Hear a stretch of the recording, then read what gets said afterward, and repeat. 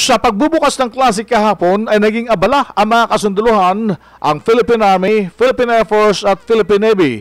Hindi lamang sa pagpapanatili ng seguridad, kundi sa pagbubukas ng kaisipan ng mga kabataang mag-aaral sa kahalagahan ng nasyonalismo at patriotismo ng bansa.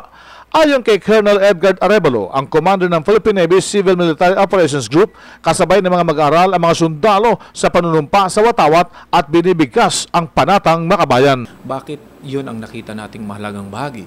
Sapagkat dito sa pamamagitan nito ay muli nating maipaalala sa ating mga kabataan ang kahalagahan ng isang kontrata na ito sa pagitan ng tao, ng mamamayan at ng kanyang bayan, upang sa ganon mas higit nating maunawaan at mas mahigit nating maipagpatuloy kung ano ang ating obligasyon sa ating bansa.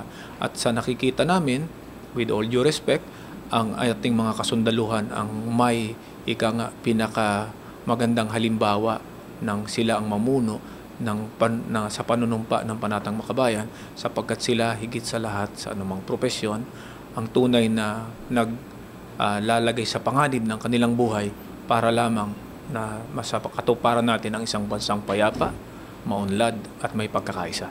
Si Colonel Edgar Arevalo ng Philippine Marines. Samantala, ang bilang ng mga estudyante, private at public na pumasok sa mga paaralan para sa school year 2013-2014 ay tinatayang nasa 23.9 milyon. Ito ay mula sa kinder at hanggang high school. Magugunita na naging katuwang sa Brigada Eskwela ng DepEd ang mga kasunduluhan sa paglilinis ng mga paaralan noong nakaraang buwan ng Mayo bago magbukas ang klase kahapon. Iyan ang DZRH News, RH 901, Bing Formento, naglilingkod sa pagbabalita.